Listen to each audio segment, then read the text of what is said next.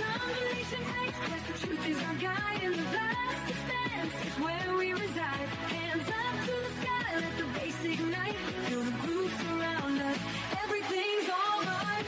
SNX radio, let the truth ignite. Together we'll shine, bring shadows to light. In this cosmic dance, we're connecting the dots. Tune into the frequency, let's explore the spots. Heavy bass drops with tight beats. Illuminate the shadows, the echo of our call. On this road we will never fall. Feel the energy rising, can you sense the spark? As we dive deeper into the cosmic arc. Stories of the universe, mysteries unfold. In the heart of SNX, where the truth is gold. Every note we play, every line we write, crafting our legacy, shining ever bright.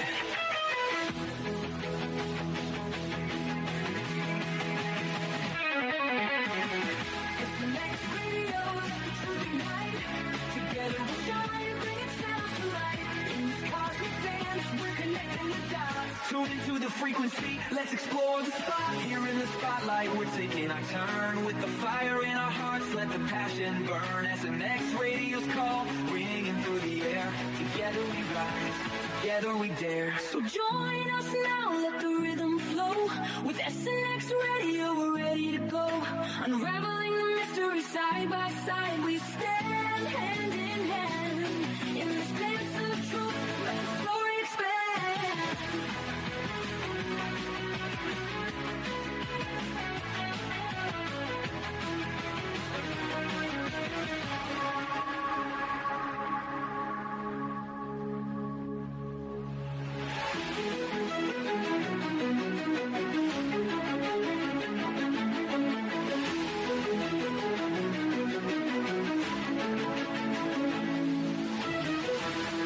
Woke up with a smile,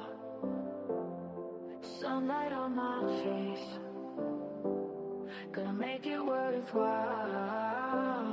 Feel the good vibes embrace. Step into the street, music in the air. Move into the beat, no worries to declare. We're chasing happiness in every way we can. Living in the moment like a never-ending dance. Chasing happiness, not a single day is planned. Together we are stronger, hand in hand.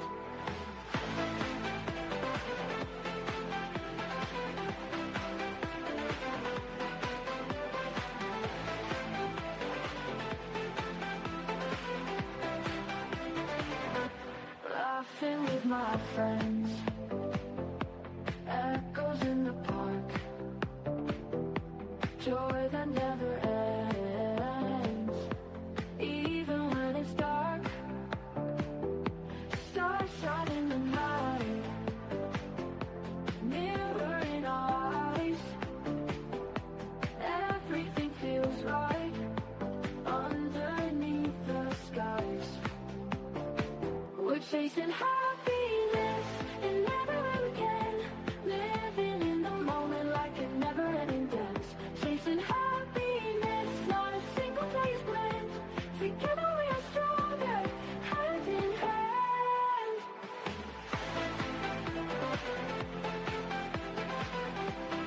Hand in hand.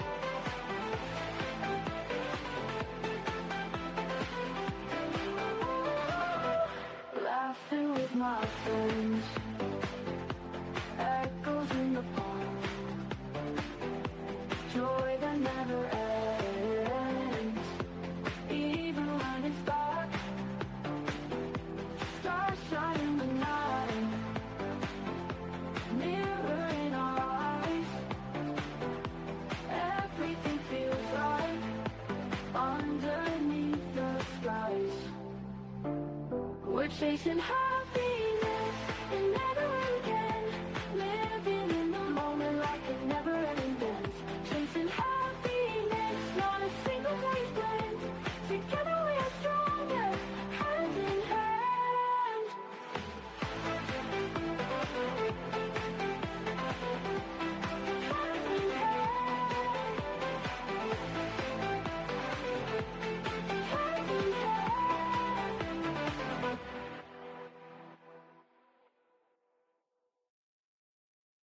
woke up with a smile.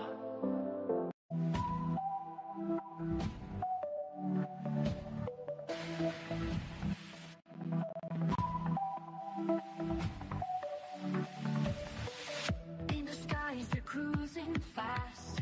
Truths are buried in the past. Lights are blinking through the night. Secrets hidden out of sight.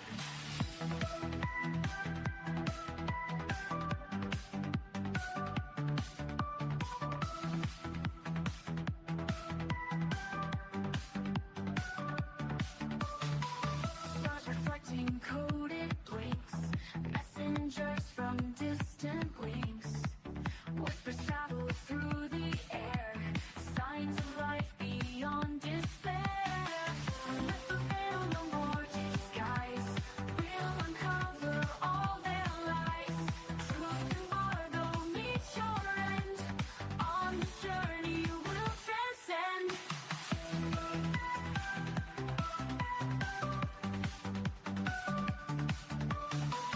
Mysteries in cosmic dust.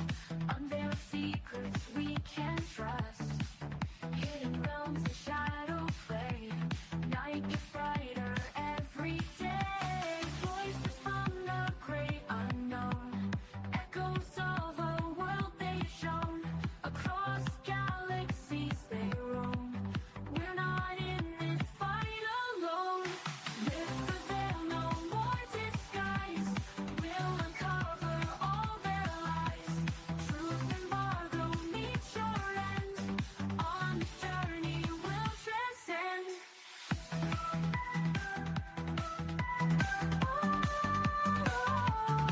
What she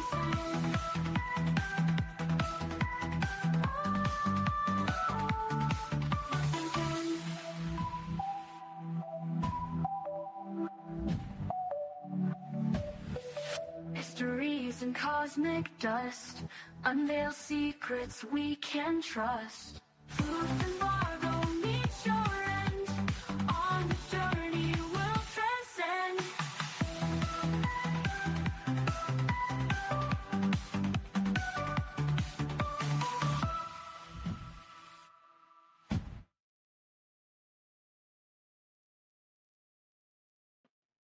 Hello and welcome to SNX Radio. It's Saturday night and we have a very exciting special guest for you. Tonight we have Steve Bassett. And for those of you who aren't aware of who he is, and I don't think there's hardly anybody who isn't, he's a researcher, author, speaker, advocate, activist, political activist, prominent figure in disclosure movement, founder of the Paradigm Research Group, the PRG, a nonprofit organization, and co-founder of the Hollywood Disclosure Alliance. He's been leading the lobbyist efforts in Washington D.C. First lobbyist advocating for transparency and UFO disclosure. So, in 1966, to end the truth embargo via their official government disclosure confirmation. So he's pushing for the government to come forward and tell us UFOs are real and then push us into what he calls post-disclosure. Or to do that, we have to end the truth embargo. So right now he's working to help bring even more comprehensive congressional hearings in the U.S. House and Senate for a growing list of UFO witnesses. This includes an activist project titled Shiftstorm, hosted X Conference 2005. He's done just so much, and I'll have him tell you too, because he's got it set up through Shiftstorm, so you can contact your local representatives. But without further ado, let's bring Mr. Bassett on the stage. Hi, Steve. Hello, Stephen. Uh-oh. Oh, you know what? Maybe he's muted here. James Carville there was you a very go. political figure. I'm sorry, you were muted for just a second, so we got you unmuted there. Am I back on? You're back on, yes. Yeah, okay. So it's James Carville. Look, the Shiftstorm is already past its shelf life, but it's going to be repurposed here soon. So you have to go there now, but it's essentially set up to make it easy for people to connect to their representatives via Twitter or X, as opposed to emails, which is actually not an ineffective way to do it, and it's easier. And so I'm going to repurpose that soon, and we'll get that back up. It's not on the website right now. Oh, okay. Well, we'll forget that. But there's a lot going on Now. There's plenty I'd like going to hear on. what's going on. Yeah. Tell us. Sure. What's going on there? Well, how can I put this? I think for most people, it's difficult to appreciate what's happening as they go about their lives, dealing with all the things they have to deal with. They're in the middle, right? They're literally in the game. But my job is to sort of pay attention to what's happening almost all the time. That's all I do. And what's happening now is extraordinary at a level which is really hard to compare it to something else. Historians will write huge amount of materials and books and so forth about this, certainly this last 10-year period and the next year or two. It's just off the charts in terms of its complexity, significance, and so forth. So what do we mean? We're going through a major global transformation in which a very long list of serious problems, which have been festering for decades and decades, for a long time, but certainly in the last 75 years, due to the fact that our population increased, since 1945, 10 billion more people have been born into this world. That's a total of then 12 billion. And there's 8.3 billion now still living, compared to 2.3 in 1945. So that 10 more billion people have come into the world. And during that period, instead of making the decision to step way back from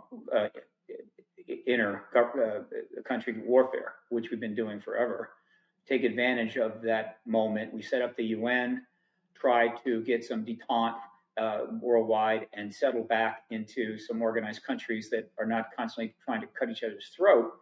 We didn't do that. We took advantage of the nuclear weapons, everybody armed up, and then everybody, of course, was then at every other country's throat. We came up with the idea of mutual assured destruction, meaning we're going to build unbelievable numbers of these weapons, but we could never use them because everyone would die, etc., unless, of course, there was an accident. And the net result of all this is that since 1945, the sum total of all the countries and sovereign territories, which represents maybe about almost 200, and it represents the population of the planet, those governments have spent, adjusted for inflation, based on some research I've done, somewhere in the range of $150 trillion, not on food, or clothing, or shelter, not on infrastructure, right? On war, military, defense, bases, all of it.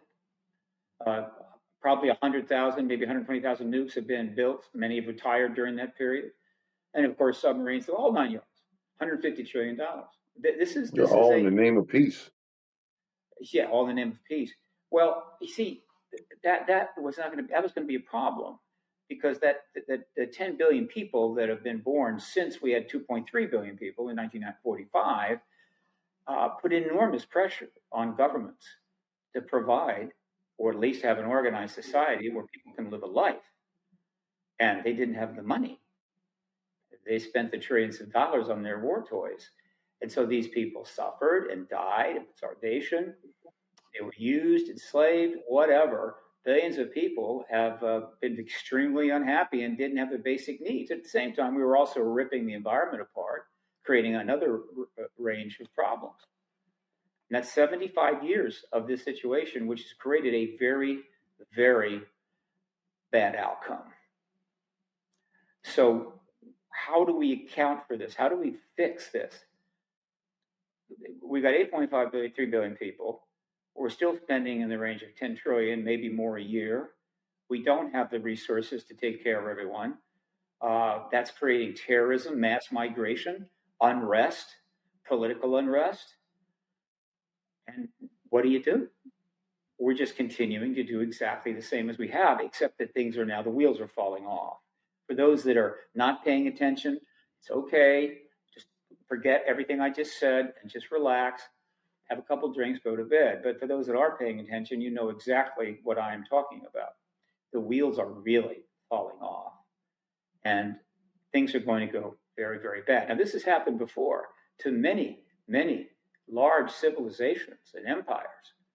There's been a study recently about virtually all of the major civilizations in the planet all collapsed at the end of the Stone Age or at the beginning of the Bronze Age. And there's reasons why that happened. Well, they're kind of being duplicated now. So history is going to be fascinated and extensively study what's happening right now and how it ends. If it ends badly, there'll just be less historians to write about it. But if it ends well, it will be one of the most profound times in human existence. Because in addition to the fact that all of the mistakes, blunders, waste that we have conducted as a civilization, the massive amounts of destruction and everything else, something else has been going on in parallel, which has just about come to fruition or to conclusion, a climax. And that is the fact that this planet is not alone. It's not the only living advanced planet civilization in the galaxy. There are many others, and some of them have visited us, maybe a lot, maybe going back a long time. But their current engagement of us in this era, where we are very advanced, high-tech civilization, we are spacefaring. So we're not the primitive or the relatively primitive ancients that they've hung out with like gods. This is something else. We are almost on a reasonable level with some of these civilizations. And so they have been pushing in various ways us to acknowledge this in an event that I call disclosure, capital D. Citizen awareness is not the same thing.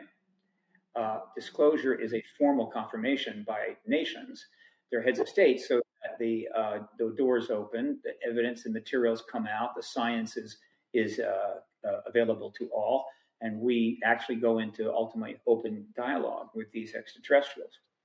That's a big deal. I'm not saying that the engagement of the ancient Egyptians, if they had contact with ETs, wasn't a big deal. Maybe it built a couple of pyramids, but it's nothing compared to what's happening right now. So these things are occurring simultaneously, and it gets better because they're interconnected. And so what do I mean? Well, we're talking about a 75-year period right after World War II, where the human race had a chance to get its act together and not just spend the rest of its existence slaughtering each other and wasting trillions of dollars on basically crap, instead of providing a life and a place to live and a way to function as an intelligent human being to the whole human race and not a few elite. So it's about the same time period. But after we dropped the bombs in Hiroshima, crap started turning up, being seen around the world. This wasn't really noted because it was back then, in those first couple of years, 46, 47. It wasn't too noted, but there was apparently enough activity that a couple of them crashed at Roswell. And at that point, the United States got the vehicles and the dead bodies and one living body, one living ET. So at that point, the game was on, right? So it's 1947. And the ET issue is now absolutely in play. And a lot of what's going to happen next depends on what the United States chooses to do. And what the United States chooses to do is to embargo the issue after some consideration and make a decision to defer the truth on this getting out, embargo it, deny it, confuse, obfuscate, whatever the hell you got to do. But the people don't have a need to know or right to know at this point. And so we're going to embargo it. And then what happened after that is the nuclear arms race, which puts the world under greater and greater threat each year after 1947, relentlessly. All right, in which we had near misses, we had some accidents, and we could have had nuclear exchanges, but we somehow got through it. but we shouldn't be patting ourselves on the back. This goes on for until like the mid-1980s, and we've got about 80,000 nukes in stockpiles and on launch readiness. And it's getting pretty ugly. And then something extraordinary happened. The blood feud between the United States and the Soviet Union in particular was resolved. The Soviet Union stepped back, released 14 of its republics, a huge amount of people in landmass, though they still have the largest landmass in the world. It's the Russian Republic. They outlawed the Communist Party. They brought in religion, and generally started to move toward the West. This was an opportunity of a lifetime. China was watching, as it always does, to see which way the wind blows. But we blew it. The people that just can't live without war. War is their raison d'etre. Made sure that it wasn't going to work. And so before you know it, we have a new Cold War underway of a different type. Proxy wars are taking place. Hundreds of thousands of people are being slaughtered. And we were on that path. So what was also going on is the ETs continued to escalate their presence as we went down that path by allowing themselves to be seen, viewed, photographed. Extensive contact work that they were doing. They were not particularly, I think maybe initially they were keeping it, how would you say, under wraps, but they started letting the wraps come off. And so contactees were starting to report their memories were not blocked, or they're able to reclaim them. And suddenly thousands, tens of thousands, hundreds of thousands of people were, mostly privately, with letters and emails to researchers, discussing how they're in direct contact with ETs. But at the same time, they're doing other things. And probably the most profound thing that the ETs have done in this 75-year history that the historians are just going to go gaga over was they started turning our nuclear weapons off in 66, 67, and several other times later on, though those were pretty much covered up, as well as in Russia or Soviet Union at that time. How many times nuclear weapons have been shut down is not clear. It could be as many as 12 or 13, but it's at least 3 or 4. But there's also 2 instances where they turned them on, meaning they set them toward launch mode and then only stopped that just before the launch, thus leaving everybody in the base with a heart attack. This is the most significant thing they've done. But the next most significant thing they've done during this period, repeatedly, decade after decade, is they've been giving messages, basically psionic messages, telepathically into the minds of contactees, and most notably school children, where they land next to the schoolyard and give them these images of very great destruction, which apparently is implying that we're doing that. We're going to do that. We're going to destroy the whole thing. And then these kids are living with that and growing up with that. It's kind of like seeding the point into people so that they may participate. I don't know, but that's well documented. And so the point that I'm heading toward is somewhat grand and yet not illogical. That we have pretty much put ourselves in a corner where the likely outcome is going to be catastrophic. It will kill huge numbers of people, and I assure you the biosphere, Gaia, will be thrilled. Thank God we got rid of a bunch of you people. You're ruining everything, right? But it'll also do great destruction to the environment and create chaos and, again, more deaths for decades and decades and decades. All right, so at the same time that is happening, the ET disclosure process is moving towards a breakthrough point. We are this close to it. We've been there for a while.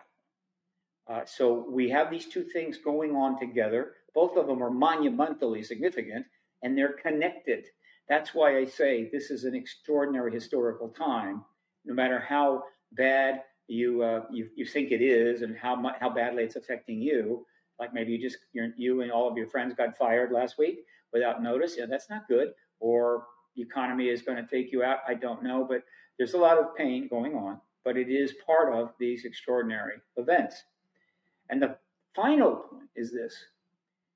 It's incredibly frustrating for me, and why I'm having to take extra medication, that we are so close to disclosure, and then more upheaval and disruption and potentially catastrophic behavior is preventing it from getting the deal done. In other words, I believe disclosure is the only way out of this 75-year box we built for the human race. But the things that have helped build that box are now preventing closing the deal. And so I'm on a lot of extra medication. Let me tell you, I'm not as good. So that's kind of what's happening now. What's the latest in this? Well, first of all, there are groups forming like crazy. 501c3s, big, substantial monies being donated, like the disclosure, the UAP Disclosure Fund, and New Paradigm Institute, and the Soul Foundation. PRG is converted to a nonprofit in order to raise some funds so we can really start doing much more than it has been doing. A major international conference may be announced very soon, and by major I mean mega. Okay, and Nancy Mace, one of the key people on the House Oversight Subcommittee, that has held 2 substantial hearings. Along others, hearings have been held, but the 2 big ones were Nancy Mace and Tim Burchett. But she just announced that while she had hoped to get them into a sensitive compartmented information facility, SCIF, at the 1st of April, she is going to hopefully do it very soon, and she's going to bring in not only Luis Elizondo and David Grush, but also Arrow, and by that I assume she means Kozlowski, current director of Arrow, into a SCIF where you could ask the right questions and people could give you the right answers. That is in the works. Meanwhile, the House Full Oversight Committee set up a task force on declassifying federal secrets. It's the only task force of its kind ever done. It's got a 6-month, window, and it has a director, Anna Paulina Luna. It has a mandate. If it needs subpoena power, that could be provided by Chairman Comer of the Oversight Committee. They've already secured a substantial number of JFK documents, which was on the menu. There's more coming. They're also seeking MLK documents as well as withheld documents regarding the assassination of Robert Kennedy. That's pretty significant. But UAPs and the disclosure is on their agenda as well. And so we had the first task force ever devoted to that. That's underway. Witnesses are coming forward, many privately, but their numbers keep increasing. Some may not prove to be valid, and that's unavoidable, but still interesting. So that's going on. Senator Schumer or Senator Rounds, possibly with Schumer, are going to resubmit the full UAP Disclosure Act with eminent domain anytime. They're going to resubmit it again. And I think they're going to keep resubmitting it again until it gets voted on, passed, rather. And that is the major bill. It's the total package. Any president who comes forward and discloses after that bill is passed is standing on a very solid platform, so that if the president says, I can confirm to you we're not alone, that bill provides immediately for material, documents, secrets, and everything else to start coming forward for vetting and then being placed in the National Archive and provided to the public very quickly. And so the whole post-disclosure world is underway. Now, I would prefer that a significant hearing took place, which could be Nancy Mace's next hearing, which could include the nuclear shutdown witnesses who've wanted to testify for 30 years. I would prefer that a hearing like that had taken place and that bill was passed before a president stepped forward, because that would be orderly, logical, it'd be a little more appropriate, but these are not normal times. So let's put appropriate off to the side. The fact is that the president of the United States can do it anytime he or she wants. 13 presidents have chosen so far not to do that, but the current president, the 14th president, is starting to show indications that he might do it, might very well do it. We have hints. We have some things we've noticed that seem to imply it's on the agenda, but a lot of other things are on that same agenda. And these involve the more traditional things that are sort of creating issues in our society. And so the disclosure thing is kind of being pushed aside a little bit. Nevertheless, current president is a type of individual that does not need a hearing or a law passed. He can just do it. He can call up some of his appointed people at the top agencies and say what's going on, ask around. They come back and say, that looks like David Grush was right. Boom. Comes out and says, look, we got non-human tech, non-human bodies. That's disclosure. Boom. Right then. That's disclosure, capital D. And in that instance, we're in the post-disclosure world forever. Okay? They may even divide history up into BD and AD, right? Before disclosure and after disclosure. Other heads of state will jump in very quickly. So we're teetering on that possibility while we're teetering on all kinds of major foreign and military issues, which might even include a use of a tactical nuke or something. So it's heavy. It's about that's why I'm I have to take a lot of medication. And I said, best I can do. So that's kind of the update. What are your thoughts?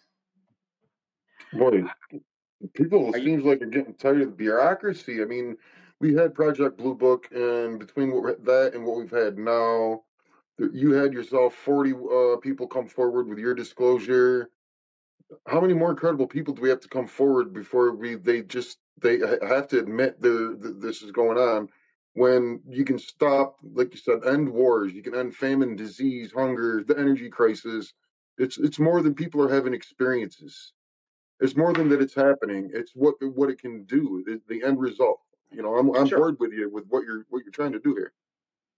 Look, we already have more than enough people come forward. Yeah. More than enough people with substantial credentials say there's ETs here. So it's not about how many more will come forward. What is needed now is to get the Congress up to speed. That's happened. Have some hearings. That's happened. Get the stigma pretty much stripped away from the issue finally. That's happened. All right. And at the same time, get more and more people on board from within the military intelligence community. Not that you're going to know, it's just that everything is happening is starting to shift their thinking. And just keep moving towards the goalpost, which is, again, disclosure. Now, passing you say, what can we do? Look, passing the ET Disclosure Act, understand, it was the UAP Disclosure Act, rather. That's not an accidental name. That was Senator Schumer and Mike Rounds letting us know, we hear you. We know that what this is about, right? And so we're going to call it the Disclosure Act because all of you know what disclosure is. And so that could be passed. We need that. So are we still gaining momentum? Are we going to get somewhere now, this time, do you think, considering what we've done in the past?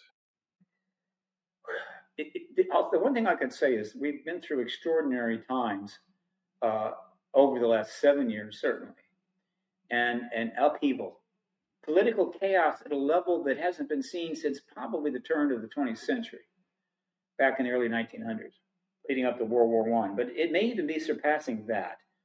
We are in extraordinary political upheaval right now. So many things are happening at once, it's hard to even assess it, though the pundits will try. And it's causing great concern. People are very upset. Nations are upset. Leaders are upset. And we still have thousands of nuclear weapons on launch ready. So there's that. All right. Now, this political upheaval is not surprising. We've worked decades and decades to create as much chaos as we possibly can. One bad decision after another, you know? And so the idea that now the wheels are falling off should not surprise anybody. It'll be like the wheels are falling. Now, what are you going to do about that? Good point. And so just in the last few years, as disclosure has been moving forward, as you know, many profound things, including a global pandemic, which if we hadn't had the technology and able to use it and spend the money, could have easily killed 500 million people. But it didn't. The next one might, though. So we had that, and we've had a complete ignition of the Middle East conflict again. Right now, B-2 bombers are being amassed in Tierra del Fuego, set to bomb Iran at any time. I go on, there's other stuff, but you know what I'm talking about. And at the same time, the risk of using nuclear weapons is probably higher than it's ever been. And that's been asserted by a number of people. It doesn't get much worse than this. Now, again, I don't tell people this because I just love making people uneasy or, trying to shame them because why don't you know all this? No, not at all. People have to live their lives. They simply can't be engaged. It'll overwhelm you. It will overwhelm you. These historical tidal waves happening, and all you want to do is not drown. I get it. But that's why you have activists. It's why you have investigative journalists. They're the ones that try to see what's going on, and at least give you an idea of what's happening. So if you have a chance to affect it in some way, you might just do that by putting pressure on your elected officials, or if you're in a place where you don't elect officials, there's other ways to put pressure. You can march, you can yell, you can make song, whatever the hell, but you've got to do something. But more important, it's to let the people in government know that we know, that some of us out here clearly know what's going on. And we know the decisions you have to make, and we want you to make the right ones. That's pretty much what activists do. We have more activism in this field than we've had in the past. I was the first person to ever register a lobbyist. Nobody insane. It wasn't insane to do that.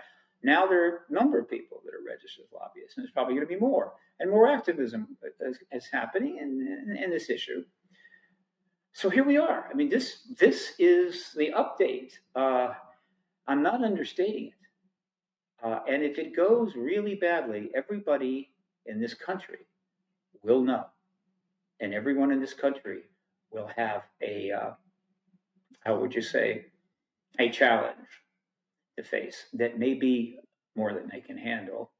And history will look back and nod its head like, wow, that's too bad. It really went badly, but that's what happens.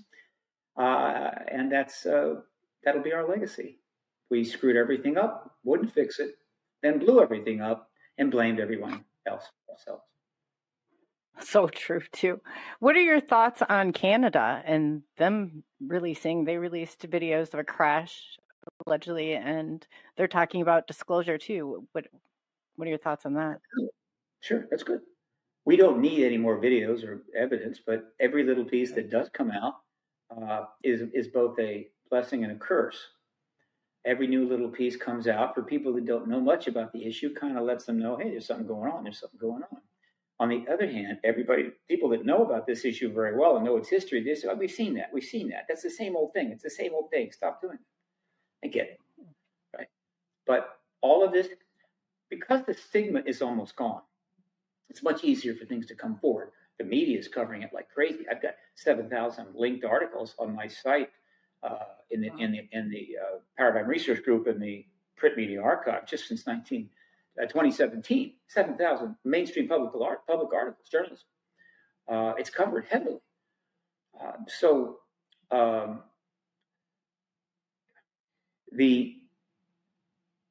Everything that happens is helpful, but there are certain things that need to happen. It needs to be more organized, and that's what's been going on with the hearings, with the committee, with the task force, with people like Danny Sheehan and others that are dealing with this on the inside, and the formation of basically what are going to be post-disclosure entities that are being formed for the post-disclosure, like the Civil Foundation and so forth that I've mentioned, New Paradigm Institute. Other entities are being formed. I know of a few. So part of the world right now is trying to cross over to disclosure. Part of the world is trying to settle old grievances.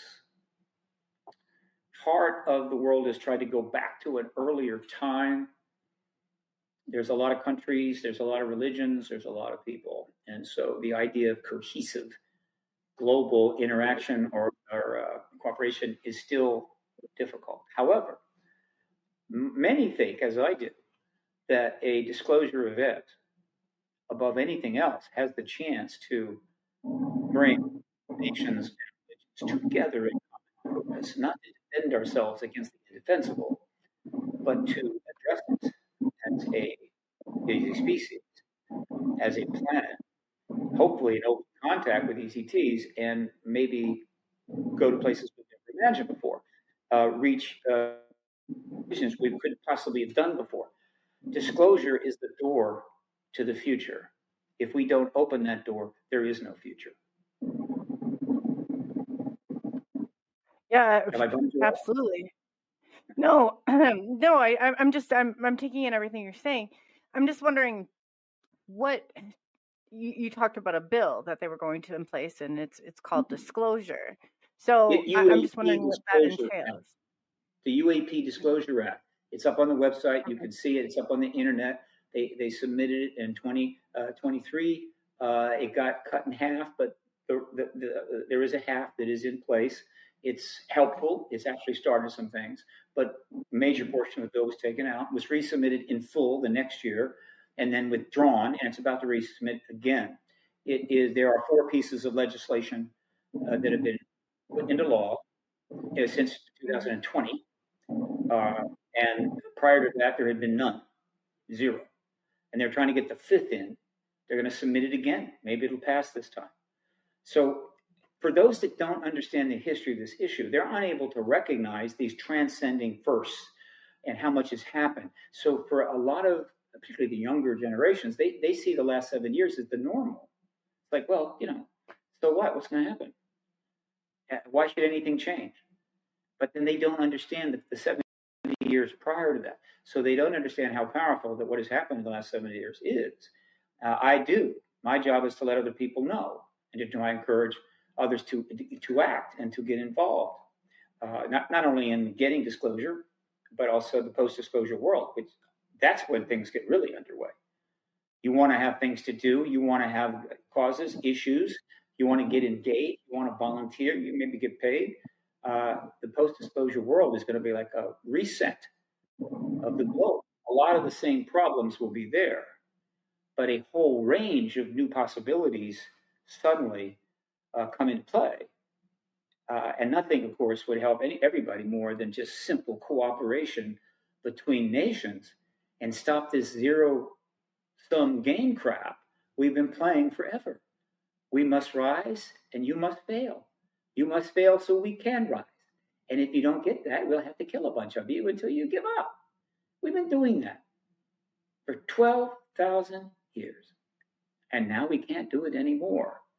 And so I am a disclosure advocate. I am an anti-war activist. I'm an anti-nuclear activist. But I focus on the ET issue. But I assure you, those things are directly in line behind those things. Behind the first, we need a very growing coterie of disclosure activists, but even more anti-war and anti-nuclear activists all around the world. But again, it's a little late. Hopefully that'll happen. Right now, our fate is in the hands of some individuals that want to go to war right now. So we'll see. And so we're kind of teetering right there. Which way are we going to go? And again, it's stressful. What do you think is the holdup?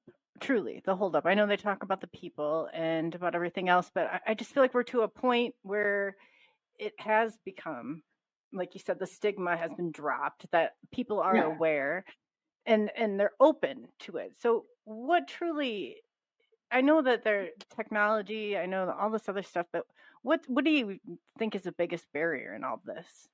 Because it doesn't make sense. The barrier is that we need governmental action on this to do it right. And the government is involved in a whole host of other stuff, all right, that it considers extremely important. China is involved with a bunch of stuff it considers important. Russia, the same thing. United States, I can name other countries. There are other things on their calendar that are on their agenda, which they just consider more important than this. Or they may kind of know this is more important, but that has simply got to be attended to. But the most important point is that during all of this chaos and all of the madness has happened over the last 7 years around the world, a lot of more dead civilians and blown up countries and buildings, whatever else, and other political chaos.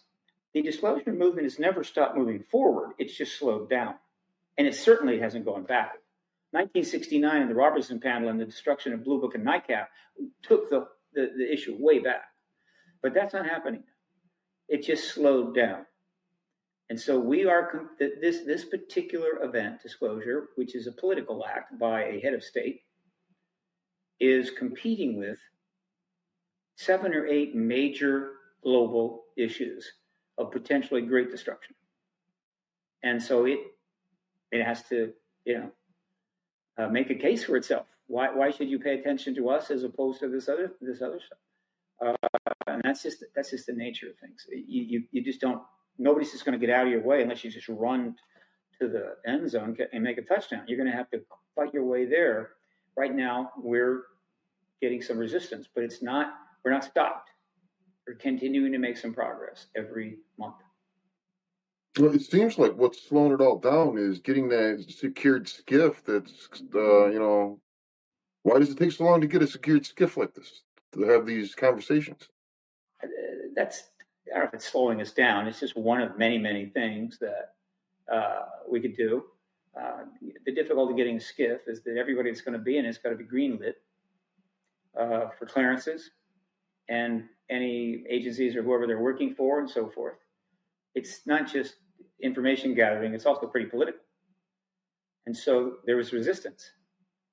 And where that resistance is coming from is not clear, but it's probably the DOD. So they didn't want Grush in a skiff. I know that because if Grush is taken into a skiff, he may be able to go further than he even did in the hearing in front of the oversight subcommittee. There, he simply said we have the crash vehicle and non-human bodies. He could go further. And so the DOD would rather that didn't happen. But Nancy Mace is a very intense and persistent person. And so she's not, many of the people that are in Congress now, whether you like them or don't like them, they're not saddled with a lot of the traditional concerns and protocols. They're sort of a new generation, as you might say, and they're not going to necessarily abide by those, which opens up possibilities that weren't there, whether you like them or not, but sometimes that's what it takes. So again, there's no one thing that's slowing us down, but political upheaval, potential for war, nuclear war, and major foreign engagements, such as in Ukraine and in Israel, Gaza, as well as the concerns over China and Taiwan. These are big deals. From the standard point, they're standard big deals. Ships could be involved, missiles could fly. But the ET issue is every bit or bigger than these, but it's a little harder for those that are tasked with our national security or political leadership to quite get that. Maybe if they spent 5 months studying the entire history of this phenomenon, all the research has been done, read all of Richard Dolan's books and all that, they might just go, oh, whoa. But they haven't done that. So that's another job we have. We have to try to educate these people, whether they want to be educated or not. Yeah, you definitely hit the nail on the head. And has there been any country that you're aware of that has come out and said, hey, this UFOs are real, they are here, ET is here? No head of state has ever done this. There's some countries that have held a hearing maybe. There's been some action in South America, a little Brazil, a little Peru, not much in Canada, but some. There was some action out of France at one point, but again, nothing major. But it's not that they're not aware of it. They are, I assure you. Mm-hmm. Any of the nuclear nations, as well as the more developed countries, are aware of the ET presence. They cannot not be. Okay, I mean that sounds crazy, but it's not. It's actually common sense. Okay, you're the government. Whatever the people are seeing, you can see even more. Whatever tech the people have to assess it, you have far more. Right? You have the military, you have space satellites, you have everything. Of course they do. And then the question is, do they act on it? And they've chosen not to. And I know why. Pretty much why. Is that their existence depends on in a nuclear standoff, primarily between the U.S., China, and Russia. And if that standoff breaks down, it's over for all of them. And so they don't like to upset us unnecessarily. And one of the things that would upset us is this one of those countries try to cut in line and try to be the first nation to confirm to their people that we're not alone and drag out some evidence to prove it. They've chosen not to do that. I get it. I'm not all that critical. It's just a common sense. The circumstances are what they are. They don't have nukes. We do. So if we are their shield, and therefore the American people, the American president, rather decide when to go. Now, I can't say that about Russia or China. Russia or China could end the disclosure embargo anytime it wants to. And I preferred that our country was first, but apparently the people in the Pentagon are not worried about Russia or China stepping out on this. Maybe they know something I don't. Well, if another country did step forward first and admitted it, like I said, it would be that they exist, that the technology exists, and the beings and how it can change the world. Why wouldn't a country want to step forward and do that and be the one to change the world? Because they're making too much money off the war machine. It always goes back to money. Again, the reason, I've said this many times, the reason for the West to hold back is the U.S. wants to hold back, and they're going along with this. But Russia and China may have very different approach, because Russia and China are autocratic states. One has the most people in the world, the other has the most land in the world. The two of them together are quite a formidable thing. But they're autocratic states. In other words, the government is, or the society is based upon fealty to the state and the ideology of the state. And when you're in that kind of a country, if you're running government that way, anything that could stir up people's thinking or worldview and distract them from a fealty to the state ideology is not what they want. It's not conducive. The confirmation of an ET presence would have a profound effect on the people of those nations, China and Russia. And they may start looking at their place in their countries and in their political society very differently. And suddenly the autocracy starts to come apart. And so I think those two nations have simply not disclosed in their own self-interest. Sorry, my dog was getting ready to bark there. So it seems like we're getting to a point where of no return. Like you mentioned, I've heard you say before, a clock that's like what's the clock you mentioned? I heard you talk about before. The doomsday clock was recently moved from 90 seconds to midnight to 80 seconds, which is the closest it's ever been. And it's accompanied by a report from the Bulletin of Atomic Scientists where they say we've never been closer to the use of nuclear weapons. A lot of people think that midnight on the doomsday clock is all-out nuclear war with all the missiles are flying and everything. No, that could happen, of course. What the midnight on the doomsday clock means is that a nuke has been used in a war theater. So if one of the parties in the Ukraine-Russia war were to fire off a tactical nuke, just one, the moment that exploded, that area would be in DEFCON 1, and that would be a nuclear war. And therefore, the doomsday clock would go to midnight, which is, again, not good. Now, then the question is, what happens after that? In other words, is it going to be a localized nuclear war that shuts down in a week? Or is it going to spread? Will it become a global thermonuclear catastrophe? Don't know. But it's still midnight. The only question is, how bad will midnight be? Now, if they shut it all down and we step back, then they may move the clock from midnight to, again, 50 or 60 seconds to midnight. It's fairly straightforward. And right now, so you might say, well, look, maybe it'll just be a tactical nuke, and maybe people will say, oops, sorry, didn't mean to do that. Just take it back. Can I have a mulligan? Maybe. But most of the analysts, I think, and certainly the Pentagon, don't think it's going to happen that way. It's just not the way we roll. And so not even a single use, which brings us to another reason why it's so close to midnight, is that mutual assured destruction works well between countries. Meaning this country is not going to fire nukes at another country because they nuke them and everybody wins or loses. That's the same. It doesn't apply to terrorists. Terrorists are totally different from countries. Terrorist organizations want to accomplish something, and they don't have borders per se. They have ideologies. And so a terrorist, an organization, could get hands on a nuke of small, maybe even medium size. Anybody that thinks that's not possible is really whistling by the graveyard. If they get one of those, they could set it off in a city that they don't like. And then immediately 300 other organizations would probably claim credit for it. And then who do you attack? Who do you nuke after that? What?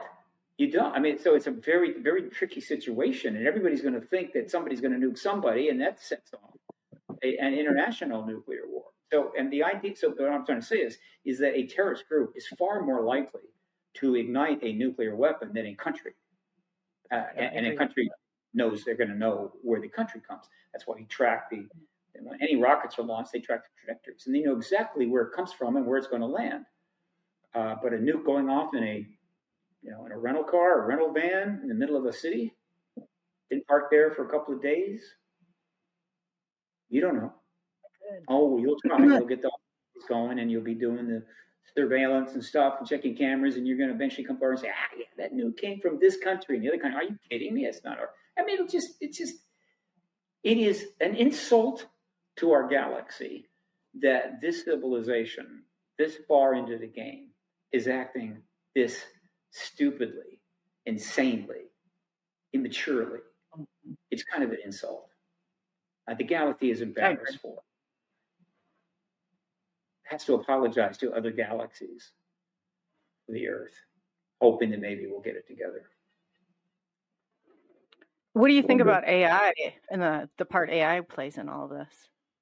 AI is another example of massive change that's coming that we're not ready for. Mm-hmm. It's like if we had taken care of people, we had to spend $150 trillion on all that war stuff. We'd have massive amounts of funds to build infrastructure and create other avenues and ways that people could work and so forth. But no, there's 1 billion people in this world that barely have a place to live. And so we're up against the wall. Now in comes AI, and AI basically says, hey, you don't need people. You just need us, me, AI. And an entire corporate world. Democratic capitalism is based upon absolute profit. And few things cost more in any business than people. Every person you replace, you make money. And so overall, the equation does not look good. Yeah. So you're right. Let's just say that we need an expanded world. We need to really expand our options and possibilities. Disclosure provides that possibility. New tech, new possibilities. So that we could blunt the effect of AI. But there is one possible good use for AI, and that is if we get disclosure, we're going to end up with open contact. And maybe some behind-the-scenes contact. And we're going to be trying to communicate with more advanced civilizations, and they're going to be trying to provide information they may want, hopefully, that will do that to us. AI could come in real handy in order to understand, to interact, and so forth, absorb information from a species that may be 40,000 years ahead of us, even 1,000 years ahead. And so AI could be a great tool. But like every tool that humans have ever created, every one, including the screwdriver and the hammer and scissors, every tool is capable of doing cool stuff. Scissors, you can make a dress. Hammer, you can build a house. You can also kill people with all three, and people do. The scissor serial killer. Oh boy, still on the loose. You know what I'm saying? Same thing with nuclear physics. It's a tool. We could use it to create energy, or we can make bombs. Every tool that you could conceive of has a both destructive and a constructive purpose. So AI can be constructive or destructive. Now, the human race, it's always got to explore that destructive option. We just can't not do it. Because remember, we're always being threatened by other humans. We're always under threat. We're constantly worried and constantly under threat. It's always existential. And it's a zero-sum game. I'm sorry, I gotta succeed. That means I'm gonna fail. And that means I gotta take some of my tools and pretty much wipe you off the face of the earth. Whatever. We just can't get out of it. Religion has tried from time to time, but then religions get corrupted, and it's religions are doing the same thing. And then there's other groups that try to bring love and peace and meditation and whatever, and that's fine. It's all good. But has it gotten out of this? No, it hasn't. It's going to take a lot more than that. And we don't have much more time. And I am not blowing smoke. We are up against the wall. And the idea of making people lose sleep at night or trying to be, the what do they call it? The person that's always, Appeasing, yeah. trying to appease somebody. I know it's not cool in a way. It's certainly something you don't do at parties, and I don't. But the fact is, that's the case. And you can believe it or not believe it. You can care about it or not care about it. You can change your life or not change your life. But that's the case. It's almost over, folks. Either do something or you will not even want to be here. Right? Because after a serious nuclear war, you don't want to survive it. You really don't. You want to go in the first couple of minutes. And there's other things that are coming. We're not ready for more plagues. We're doing stuff that's going to create more plagues. We're going to run out of water. We're destroying the oceans. And quickly, too. I mean, we have to wait a long time for this. I mean, it could be any time. It's a shame, really, because so much promise. Yeah, no, I definitely agree. And I'd love to pick up a conversation. We are at the top of the hour, so we're going to take a little bit of a 5-minute break. And I have an abundance of questions to ask you. I may have some more time. It depends on something that's going on right here, but I'll let you know. You're going to take a break, and I'll check on my situation, okay? Perfect. Sounds good. I'll go ahead and... So, SNX Radio, we are going on with the top of the hour break here. So we'll give you some music to listen to while we are away. So let the music play.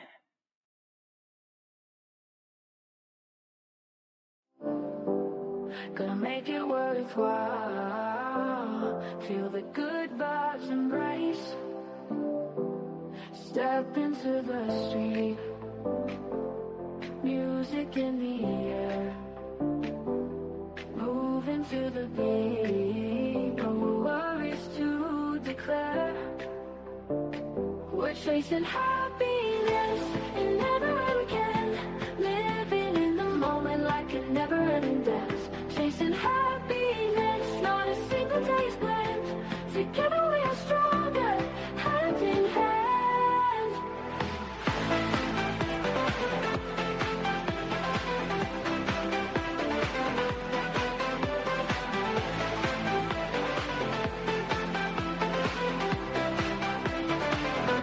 Laughing with my friends, echoes in the park, joy that never ends, even when it's dark. Stars shine in the night, mirror in our eyes. Everything feels right underneath the skies. We're chasing happiness and never ever can. Living in the moment like a never-ending dance. Chasing happiness, not a single day is planned. Together we are stronger, hand in hand.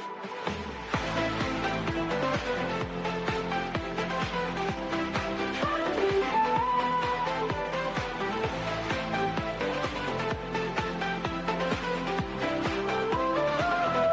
Laughing with my friends, echoes in the park,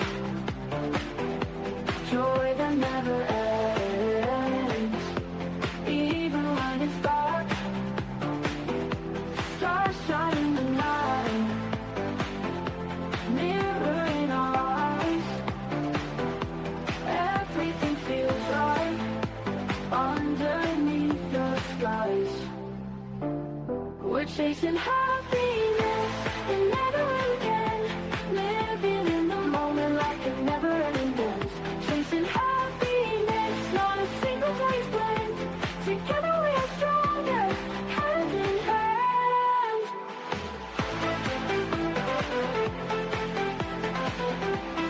Hand in hand. Hand in hand.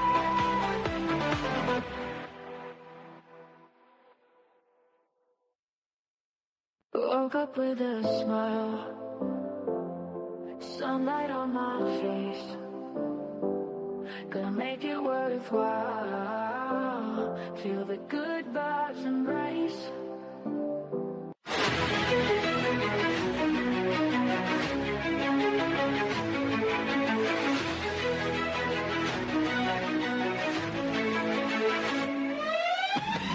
Unraveling the mystery, secrets in the night.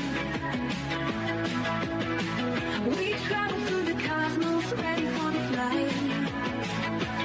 Together we'll shine, some shadows aside, in the heart of the rhythm where our dreams collide. Join the Nation X quest, the truth is our guide. In the vast expanse, it's where we reside. Hands up to the sky, let the bass ignite. Feel the grooves around us, everything's alright. From the Nation X quest, the truth is our guide. In the vast expanse, it's where we reside. Hands up to the sky, let the bass ignite. Feel the grooves surround us, everything's alright. SNX Radio, let the truth ignite. Together we'll shine, bring shadows to light.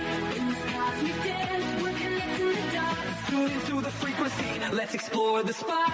Heavy bass drops with tight beats. Illuminate the shadows, the echo of our call.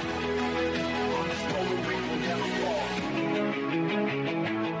Feel the energy rising, can you sense the spark? As we dive deeper into the cosmic arc. Stories of the universe, mysteries unfold. In the heart of SNX, where the truth is gold. Every note we play, every line we write, crafting our legacy, shining ever bright.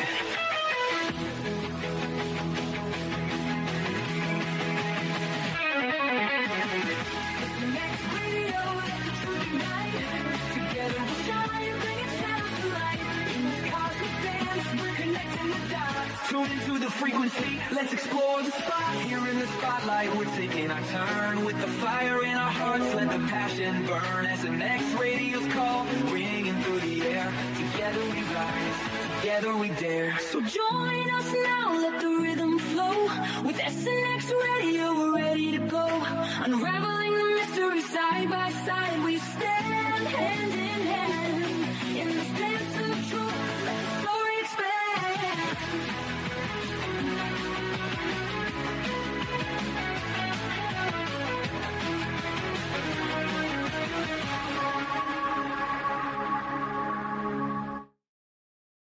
All right, and welcome back to SNX Radio, and we have as our special guest tonight, Steven Bassett. So we are having a pretty good conversation prior to the break on what's going to take to disclosure. Yes, and now would be a great time for questions.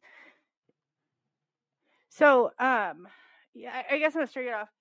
What do you think the people can do, or what kind of movement can we make as, to going forward that will get this moving in the right direction? Not the traditional kinds of movements that you see, but supporting organizations like the New Paradigm Institute, for instance, and Paradigm Research Group and others, Hollywood Disclosure Alliance. Support money can really make a difference when you're talking about activism on the front line, I assure you. Marches, that's not going to happen. There are other people marching for other things right now. They're appropriate, but not this issue. Letting your congressman know you support the disclosure process, the Disclosure Act, giving support to the subcommittee and the people on that committee that have been really spearheading this issue, sending tweets, sending the email, praising them for their work. This is about what citizens can do right now. Yes. And we're doing okay, but it's not like a normal activist movement. There are several other activist movements underway, more traditional, and millions of people are marching in the streets. And that's another thing that complicates the disclosure process, because these are big things going on. And that's important, but millions of people are not going to march in the street on this issue. It is a very different kind of issue. That doesn't mean it's not more important. It is. So pay attention, praise your representatives for getting involved, encourage them to get involved, and support financially the institutions that are literally trying to get this done. Every activist movement have had institutions that were heavily funded in order to achieve the goal. This has been the least funded activist movement in history. because of the stigma that was so heavily laid on to this for 5 decades that everybody's, I can't touch it. I don't want to be tainted. I don't want to be embarrassed, all kind of stuff.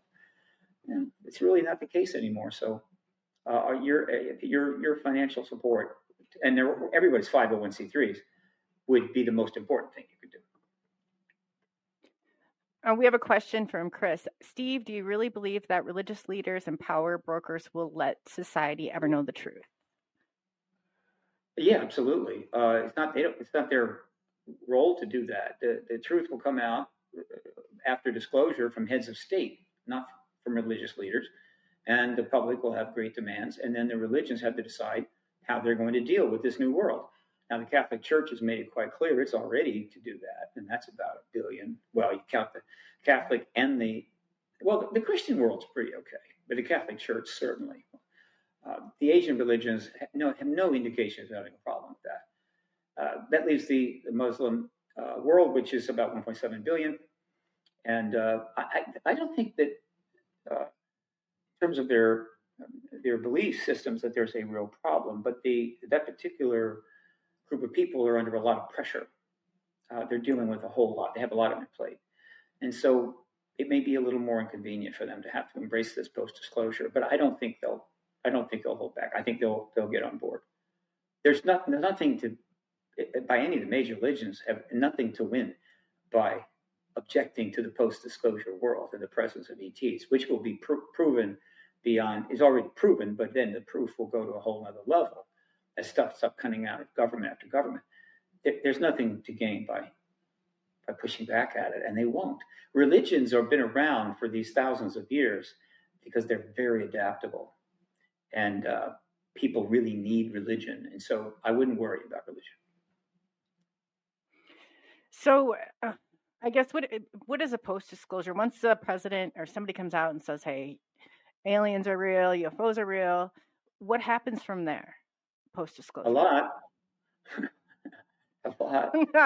Yeah, like walk me into it, because hundreds of thousands of books will be written about what happens after disclosure. There'll be lots of press conferences. There'll be a lot of statements from world leaders. There will be some legislation. There will be organizations forming left and right to deal and address it. There will be huge public interest. Hollywood will step in with endless streaming documentary series, and hopefully they will call upon the people that have been doing all the work these last 70 years to do that instead of just bypassing us. It's already happening. More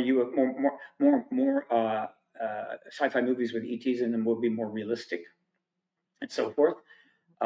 New science and tech will become available. If we get into open contact with ETs, we might get even more science and tech, which could help to deal with diseases, genetic problems, genetic issues, genetic research, as well as energy sources and so forth.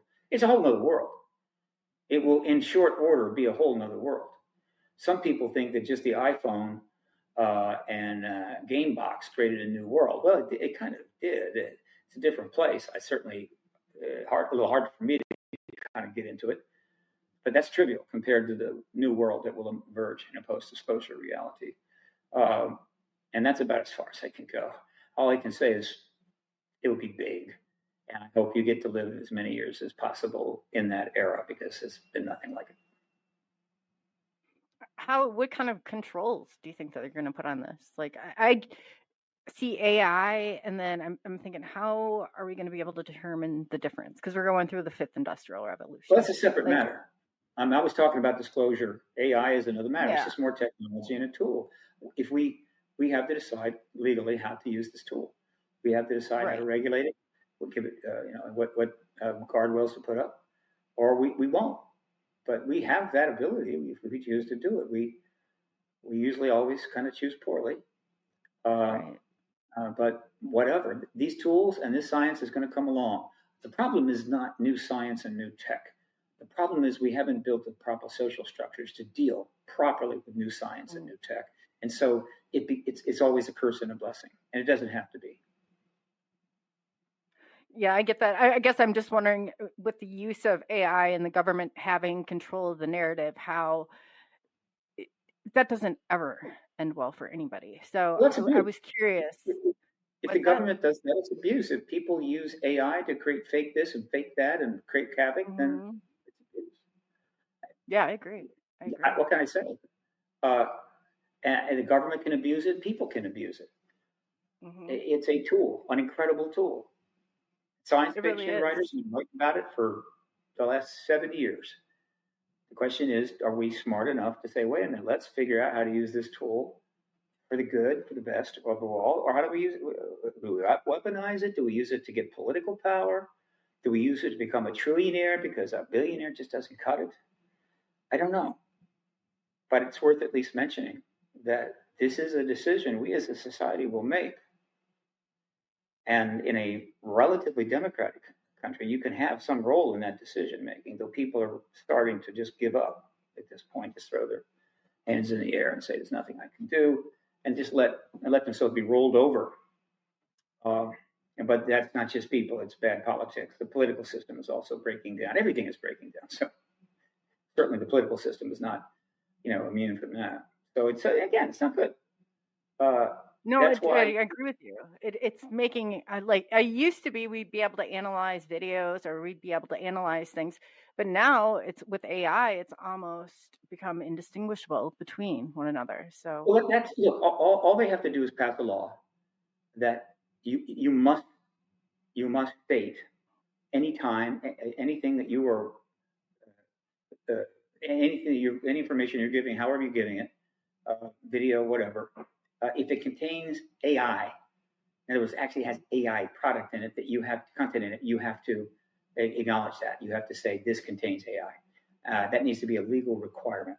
Now, if you use AI to do your research, right, and what have you, that you shouldn't have to say anything about that. That's on you. You decide how you do your research. But then if you create an image to support the research and you put that image up, okay, but you have to state this was either completely or partially AI generated. It's real simple. And if you don't do that, you should be subject to penalty under law.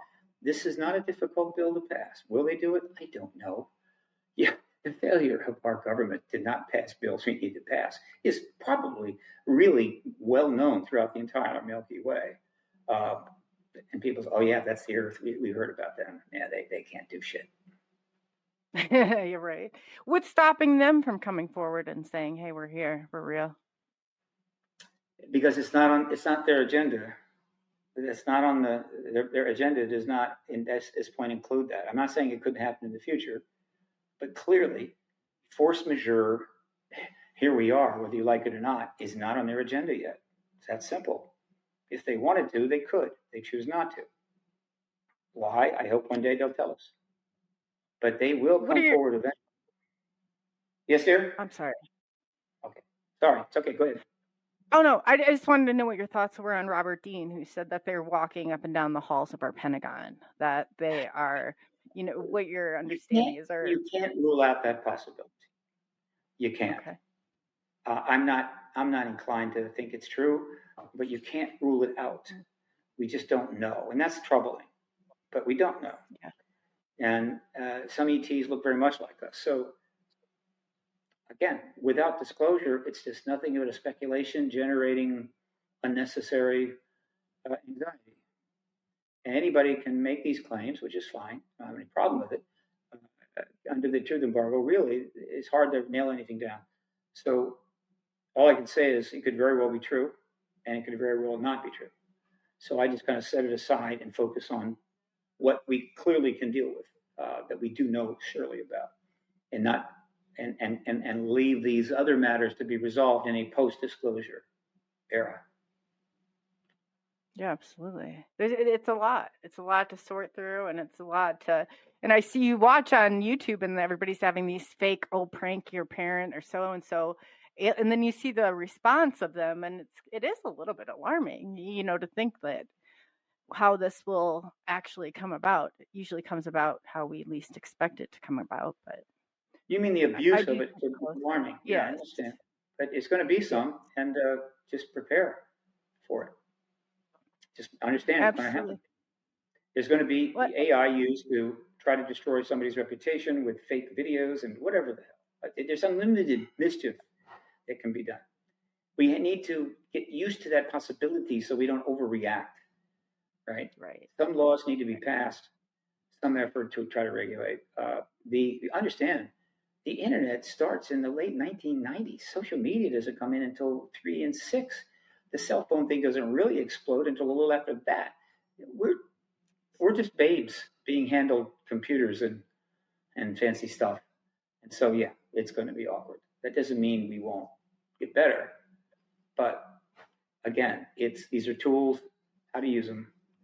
And again, if we had better politics and better government, and I assure you that is not a partisan statement, the system itself is Yeah. destructive. Yeah. I don't think there's anybody out here who can't agree that the system right now is, So if we had that, it would be easier to deal with the challenges of new technology. But right now, we can't even deal with the challenges of old technology.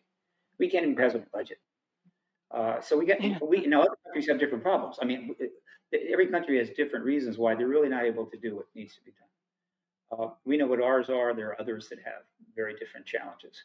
But overall, as I pointed, fundamentally, at the core of all of our dilemmas lies the fact that we spent $150 trillion down the drain on zero sum, everybody's an enemy, defense, war, military, missiles, whatever, while our population increased by 6 more billion people. And that math isn't good. It's awful. And the outcome of that math is pretty predictable. Now, I'm happy to say this. You can't find a politician that will make the statement I just made. It's impossible. There are a few that have kind of gone there, but then they back off for a couple of years. Public figures just don't go there. They don't think that, well, for one reason, they don't want to scare the public and they think they'll lose their job. So people just don't talk about this. Certainly politicians don't. Thus, the American people. That bothers me. That really bothers me. When you said that really bothers me. The fact that they don't, because they're funded and they're in there when they should be doing the right thing. It's like everybody's more worried if they're going to be reelected or how they're going to be viewed. But it's that's the true right thing. All things. Yeah. There's reasons why they won't tell you this, but there's many. But one of them is they don't want to scare you. 2, they don't think you can handle it. 3, it could cost them a job or less funding, and so they just don't tell you. The Bulletin of Atomic Scientists does what it can do, moves the clock a little closer. Some of the activists go to the extreme. Some of the climate dangers ahead have been overstated in order to get attention, to get money. This is a mistake, but I understand why it happens.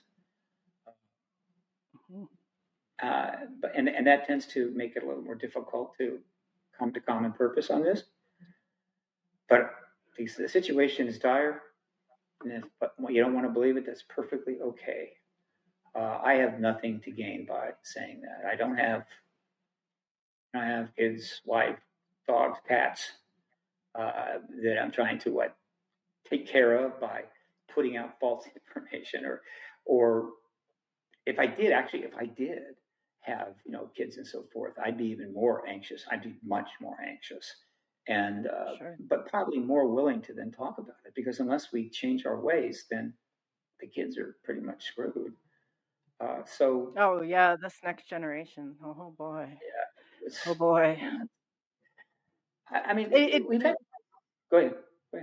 I was just going to say, what are your thoughts, since Elon Musk has kind of made himself a part of our government and decisions? What are your thoughts on his part in any of this, especially with SpaceX? Do you think he will be the current activities of the present administration are political, partisan, and not my area of expertise, so I don't comment on it. Okay.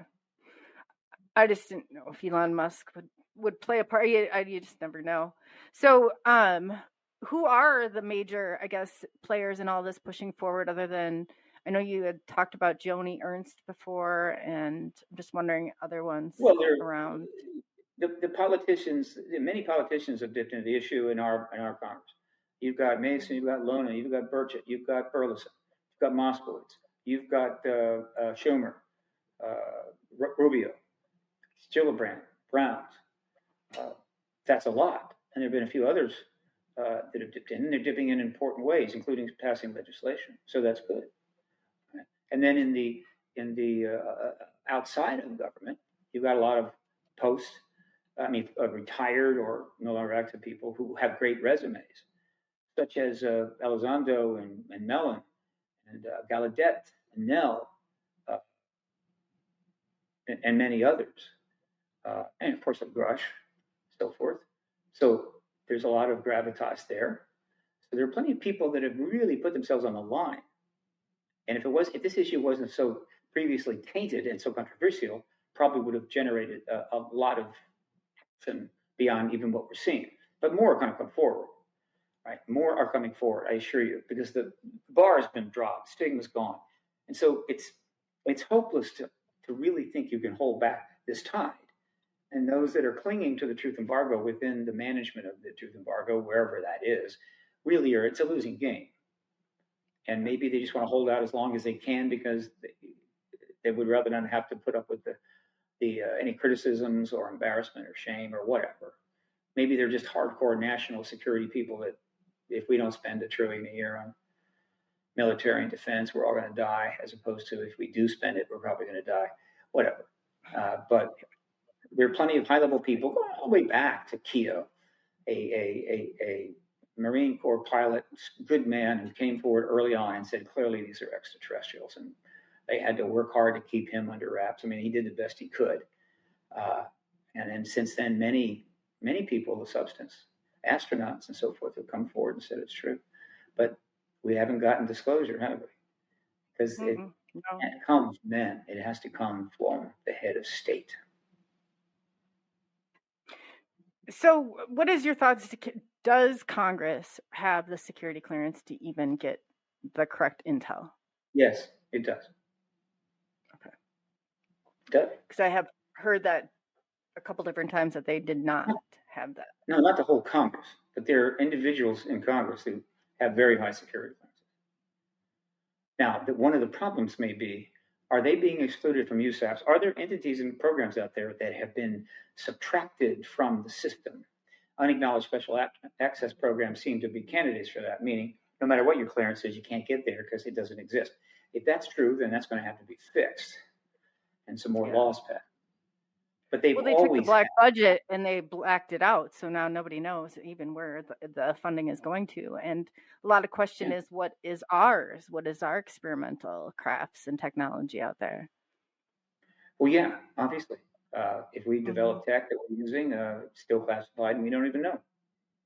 All of the various scientific benefits that could be taken from this is not available to us until disclosure. They really can't sneak it in. They can sneak some things in, but overall, the big stuff. So again, the human race is being denied extraordinary tools, perhaps, and that the basis for that denial is just no longer stands up. So now it's become a huge liability, and in some respects criminal, and in some respects just stupidity.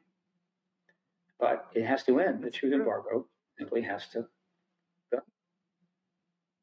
What can I say? So this is probably the closest that you've seen it to disclosure. Absolutely.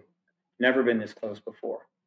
And if it wasn't for pretty much independent events, like the explosion of war in the Middle East, is an independent thing.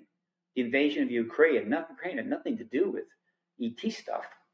All right? The plague, the pandemic had nothing to do with ET stuff. And political upheaval, almost all of it that I can see, has nothing to do with the ET stuff. However, the political upheaval is opening a possible window because the regular rules don't apply anymore.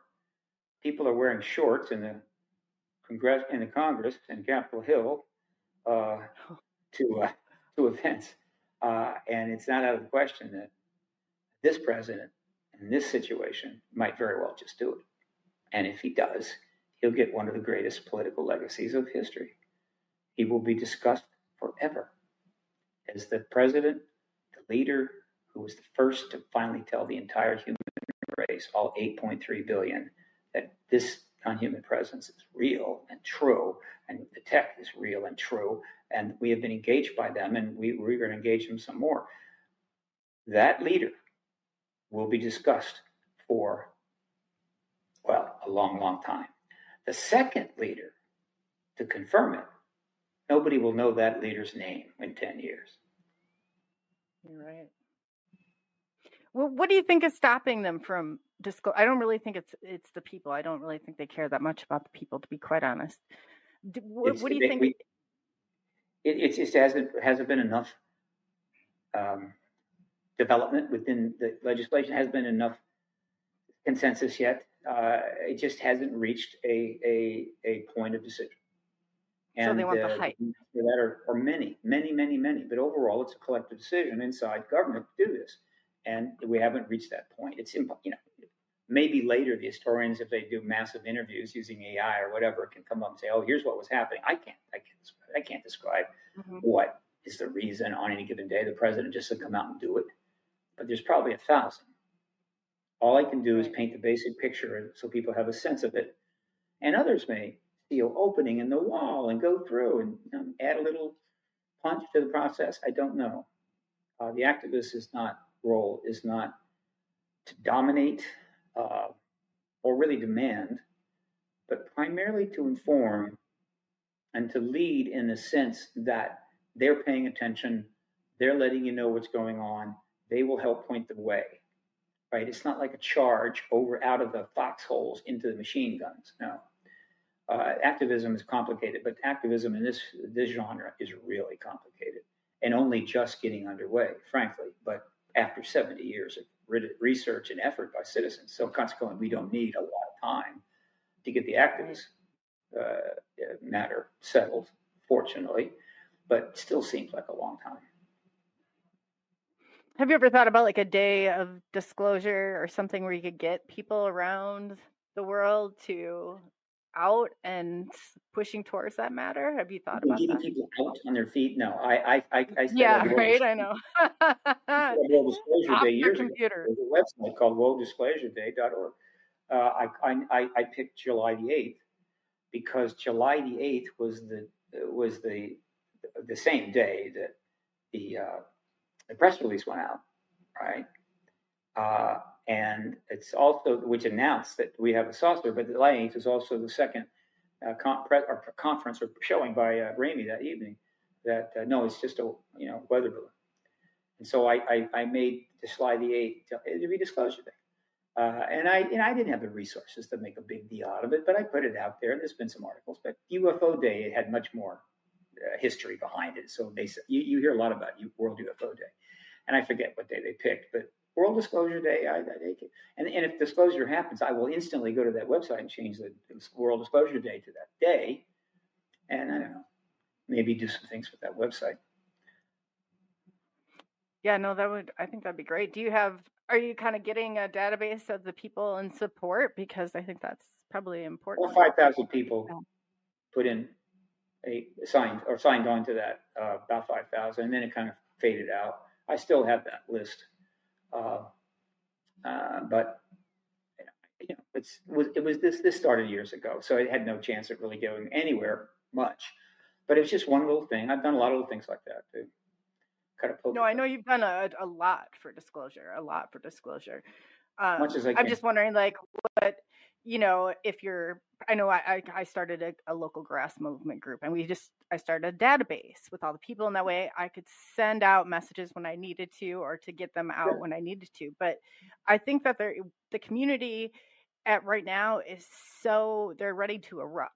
They're ready for this to happen too. They're ready for their truths to be told. They're ready for all of that I think at different times. So if you do have any sort of campaign or anything going on, please let me know, and I'd be happy to just. New Paradigm Institute, which is much more funded than I am, does have some Citizens for Disclosure movement there. They've got some stuff you can do. So go to New Paradigm Institute. I'm limited in what I can do because I just don't have that kind of funding. But yeah, there's some citizen action agendas there. New Paradigm Institute. That's why they set it up. And if they get more money, they can set up even more agendas. That's awesome. Okay, and it's 501c3 tax deductible donations. That's great. So what's going on with events this summer? I know that you're Contact in the Desert. Contact in the Desert is going to be a very wonderful event, and I think set up nicely this time of the year. So it's going to be a little less intense. I'm going to have more time for people to enjoy the resort. We got about 63 speakers and panelists. Oh, wow. July 29 to June 2. And the Where's that going to be website is held? desert.com. Contactinthedesert.com. And where's that going to be held at? The one that you're... Well, it's in Indian Wells, south of Palm Springs, at the Esmeralda Renaissance Resort and Spa. What can I say? I like that. The spa. Nice. That just, grabbed my attention right there. You can talk to your favorite UFO researcher in a jacuzzi. Think about that. Hey, that's like the perfect. That's Mm-hmm. I can't even imagine anything better than that. So what do you the Hollywood Alliance? What's going on the Hollywood Disclosure Alliance with that? HollywoodDisclosureAlliance.org is a nonprofit networking entity designed to bring people in the UAP world into the film industry world so they can make stuff. We don't make it. We don't participate in the deal. We just help them get together, and then they go and do what they want to do. But it's a networking thing, which is critical. And all the film industry people are putting their names and bios up to let people know that, I'm not afraid of the issue. We've got some pretty competent people that are in the industry on that list. One Oscar winner. We may get another one soon. And we've got about 100 of them and 100 of the UAP members. Many of you know. And you can go see all of that on HollywoodDisclosureAlliance.org. If you are in the film industry and into this issue, or you are into this issue and want to connect, get in touch with me or my partner, Dan Harari, through the website and consider possibly being a member. And we'll get back to you on that. We have 205 now. That's awesome. That's awesome.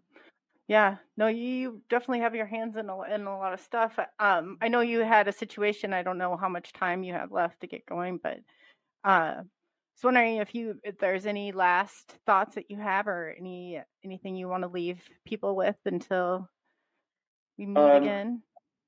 I would say pay attention to if you want to follow all of these developments on the Hill. The news is covering it all.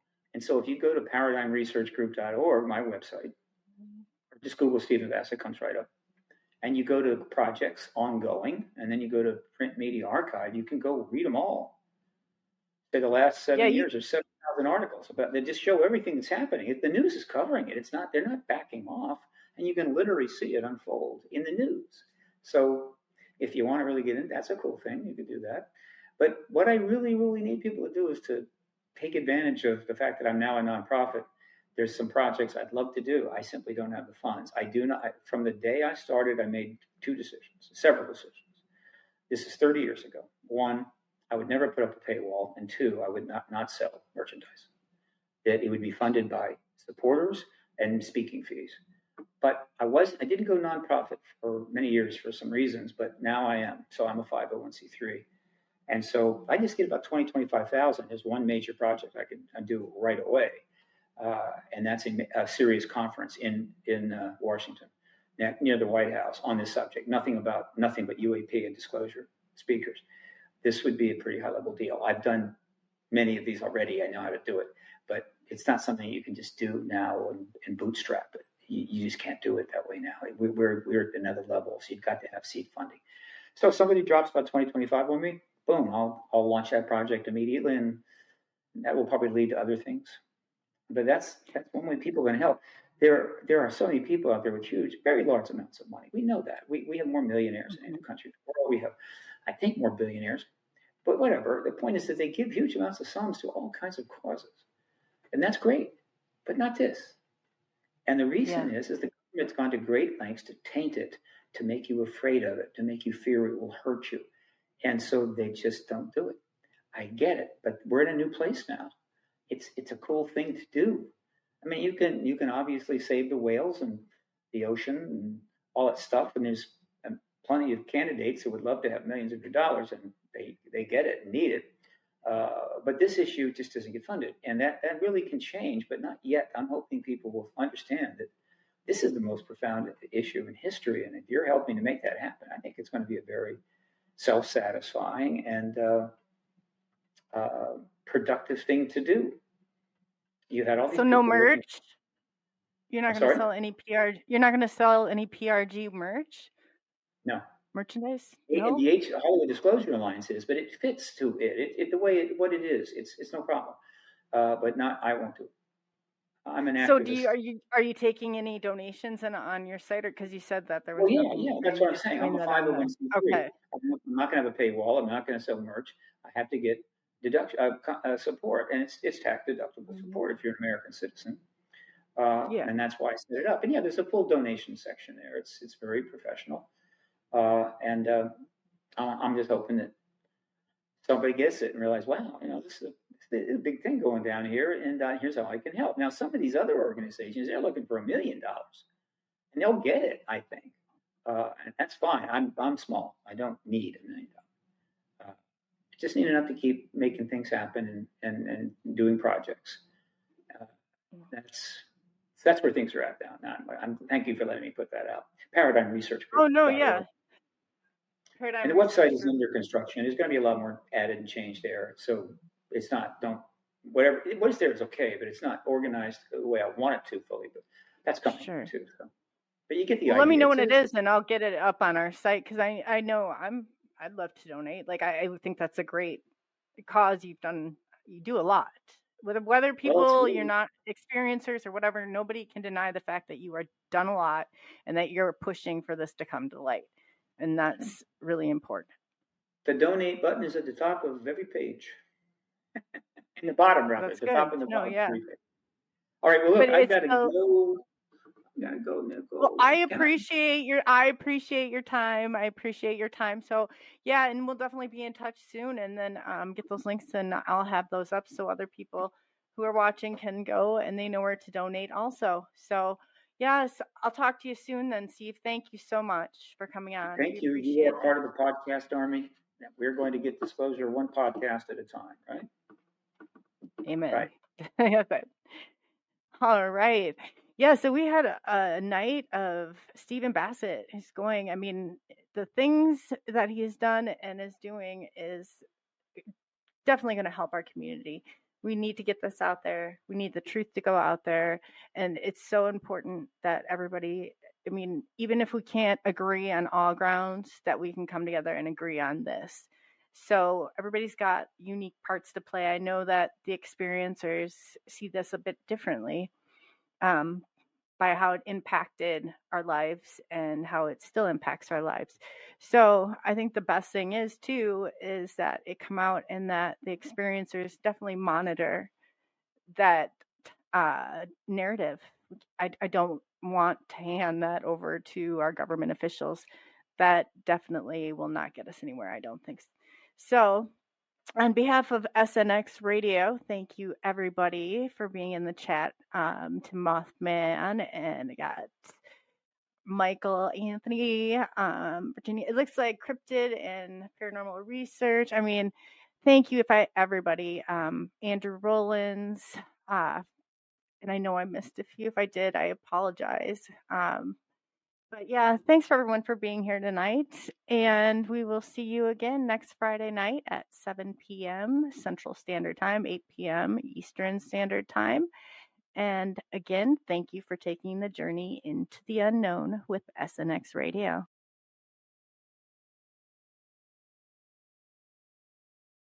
Let's explore the spots. Heavy bass drops with tight beats. Illuminate the shadows, the echo of our call. On this road we will never fall. Feel the energy rising, can you sense the spark? As we dive deeper into the cosmic arc. Stories of the universe, mysteries unfold. In the heart of SNX, where the truth is gold. Every note we play, every line we write, crafting our legacy, shining ever bright.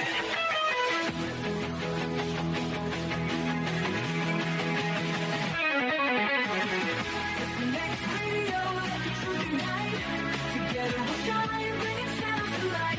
In this cosmic dance, we're connecting the dots. Tune into the frequency, let's explore the spot. Here in the spotlight, we're taking our turn. With the fire in our hearts, let the passion burn. SNX Radio's call, ringing through the air. Together we rise. together we dare. So join us now, let the rhythm flow. With SNX Radio, we're ready to go. Unraveling the mystery side by side, we stand hand in hand. In this dance of truth, let the story expand.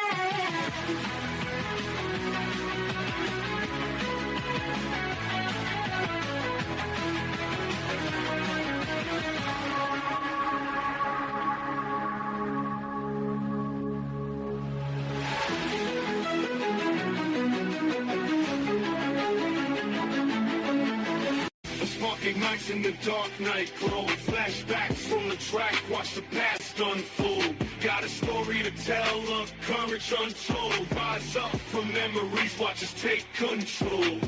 Echoes of yesterday, feed our fight. From shadows to light, we'll take flight. In this race, embrace our might. Hold our dreams, got the future in sight. Rise up high, let courage unbind. Erase the past, keep future in mind. Every step forward, no looking behind. We own this moment, leave fear confined.